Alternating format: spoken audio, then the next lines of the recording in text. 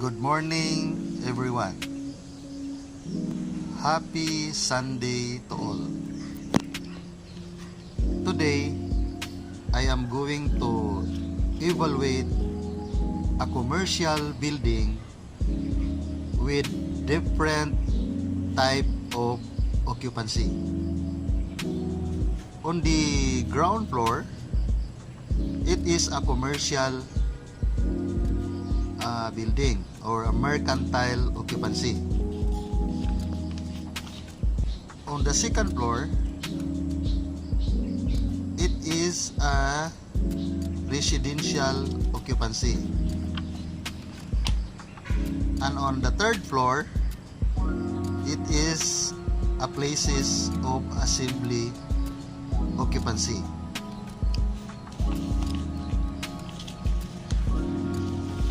This morning, I am going to share on building plan evaluation, particularly in the computation of means of egress, the capacity of stairs, the capacity of doors, and the capacity of corridors. Before we can compute or determine the capacity of means of egress, we are going to compute first their widths, the width of doors, the width of stairs, and the width of corridors. Before we can compute the capacity of means of egress, we will determine first the occupant load of these places of assembly. The formula of the occupant load is equal to the total floor area divided by the occupant load factor. So, occupant load is equal to 614 meters square, which is the area of these places of assembly, the function hall, divided by the occupant load factor 1.4 meters square, which is the occupant load factor. We can see it here in division 8 places of assembly, direct to letter B. An assembly area of least concentrated use such as conference room, dining room. The occupant load factor is 1.4 meters square per person. So, the occupant load, after dividing this, the occupant load is 438.57 or 439 persons. So this is the occupant load of these places of assembly, the function hall. Since we have now the occupant load of this occupancy, we can now proceed to compute the width of stairs. According to the RIRR of the Republic Act 9514, the minimum width of stairs is 1,120 mm or 1.12 meter for less than 2,000 persons. 1,420 mm or 1.42 meters for greater than or equal to 2,000 persons.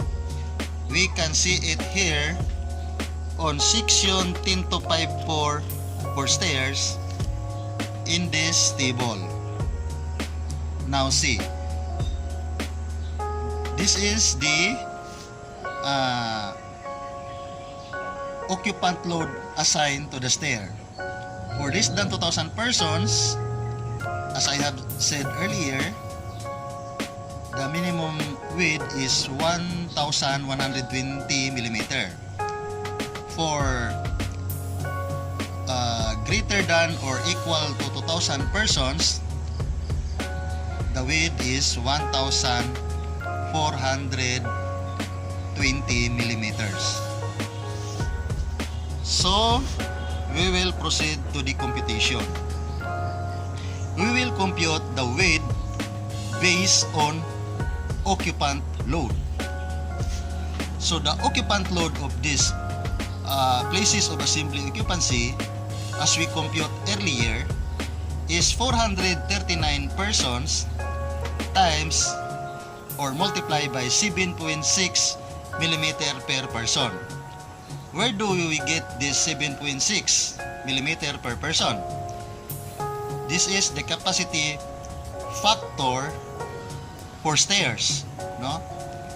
So, upon multiplying, the result is 3,336 millimeter or 3.34 meters divided by 2 stairs.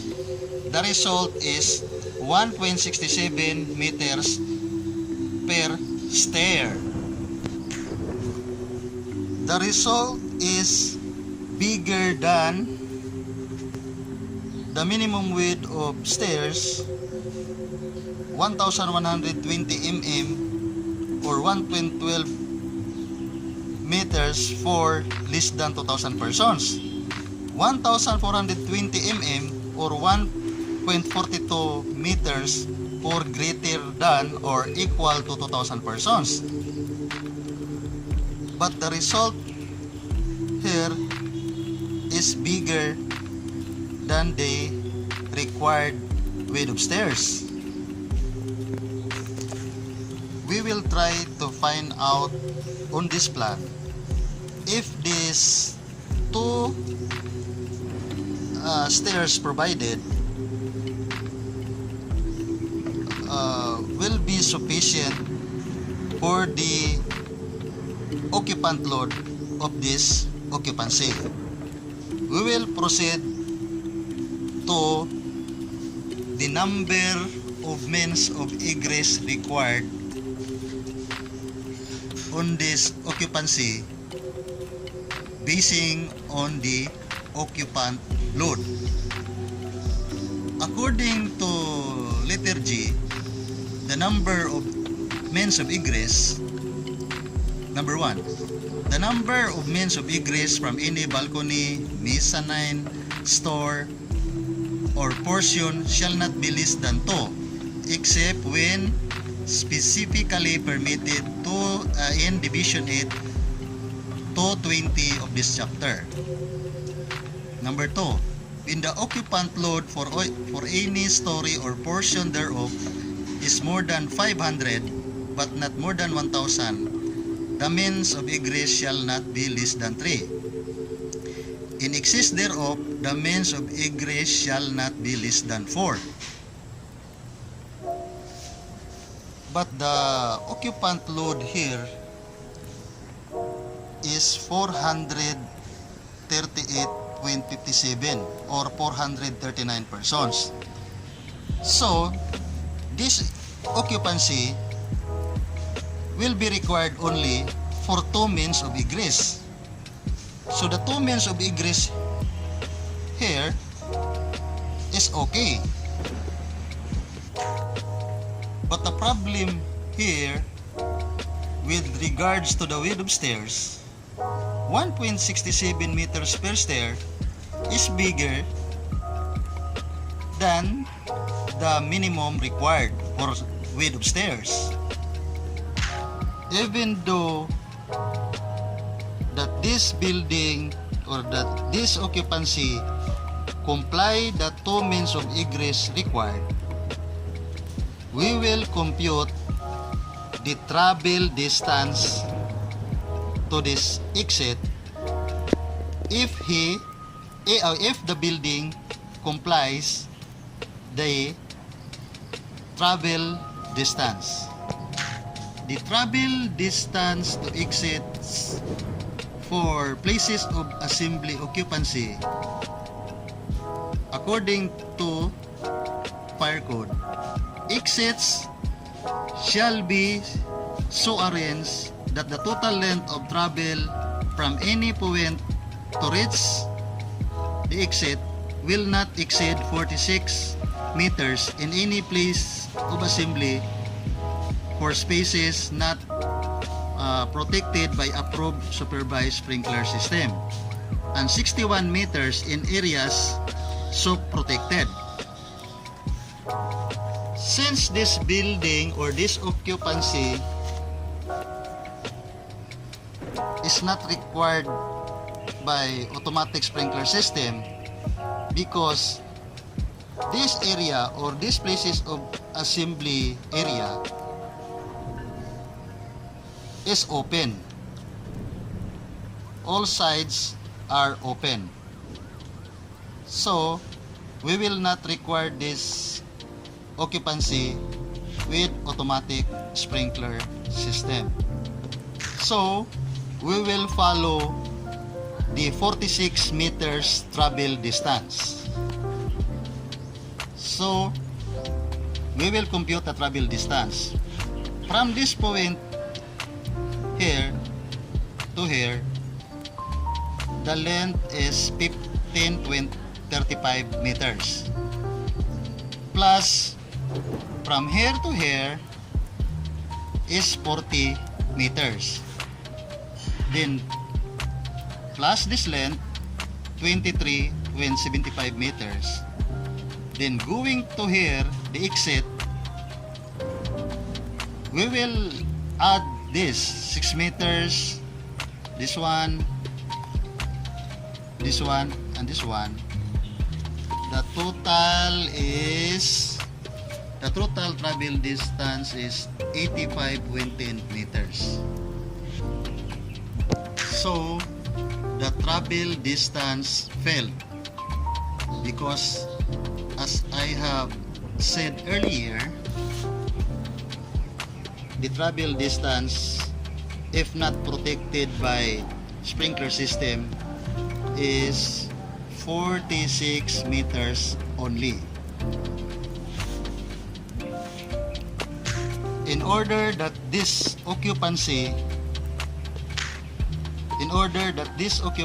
will pass the travel distance, we will require to add one stair here with a maximum length of 46 meters. So this is what happens. We will add one stair at this portion with a maximum length of the travel of distance is 46 meters. Because we add one stair before, the 34 meters divided by 2 stairs, we will make it 3.34 meters divided by 3 stairs, because we required additional 1 stair at this portion. And this is now the result. 3.34 meters divided by 3 stairs. The result is 1.11 meters. But the result is less than the minimum width. If the result is less than the minimum width, we will follow this length, the 1120 mm or 1.12 meters. So this is now the result. 1.12 meters per stair. So if if we look at to this plan, we will require that these stairs, each of these stairs will have a 1.12 meters width. We will require this places of assembly occupancy to provide 1.12 meters every stair. And now we will proceed in computing the width of doors. The minimum width of doors is 710 millimeters or 0.71 meters. Width based on occupant load. As we have seen earlier that the occupant load of that places of assembly is 439 persons. Multiply by the capacity factor of door. The capacity factor of door is 5 millimeter per person. So upon multiplying, the result is 2,195 millimeters or 2.195 meters. 2.195 meters divided by 3 doors, because we have now 3 doors, because we have 3 stairs. So upon dividing it by 3 doors, the result is 0.732 meters or 0.73 meters per door. So we will follow this for the width of doors. So we will require that these 3 doors for these stairs will have a width of 0.73 meter per door. Then we'll proceed to the width of corridors. Minimum width of corridor is 1,120 mm or 1.12 meter.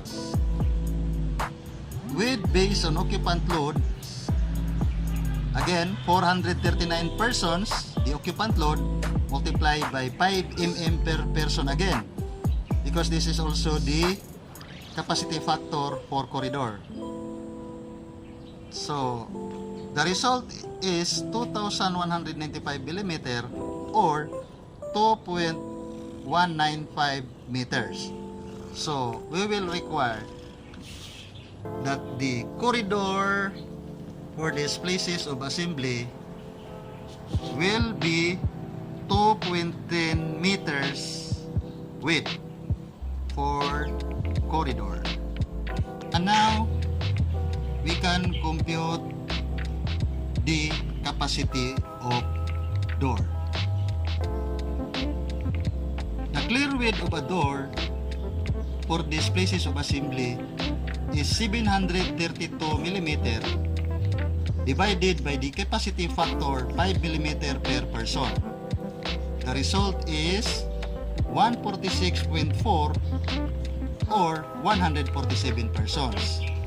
So the capacity for the doors, for every door of these places of assembly will be 147 persons per door. Then the capacity of corridor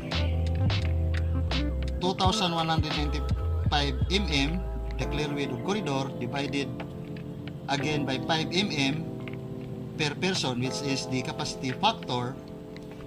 The result is 439 divided 3 corridors, because we have 3 stairs, 3 means of egress, so we will also have 3 corridors for this building.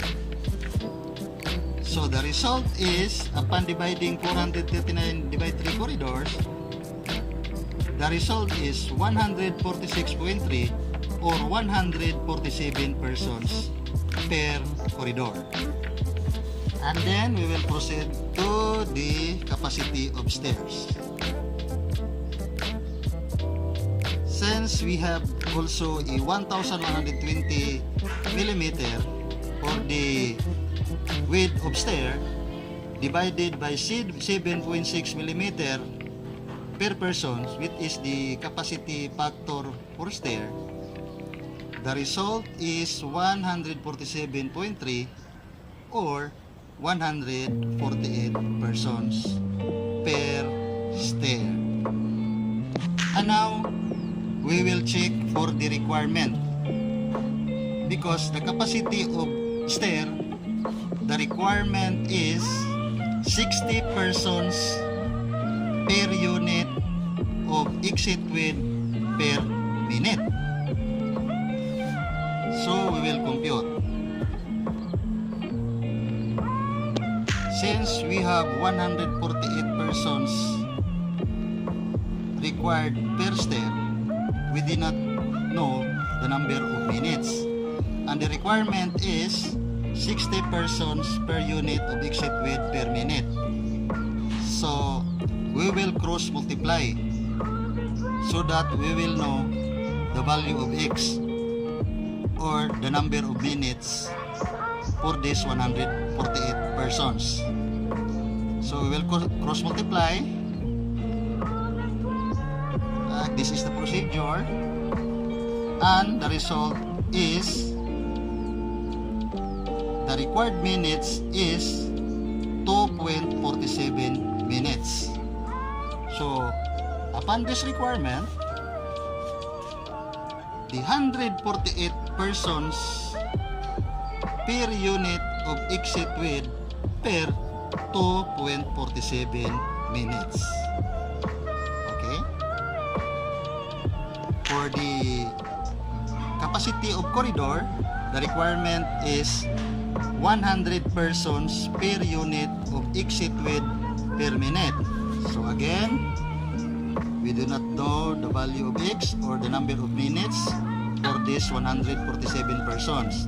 We will cross multiply, and the answer is 1.47 minutes for 147 persons to pass that corridor. So the result is 147 persons per unit of exit width per 1.47 minutes.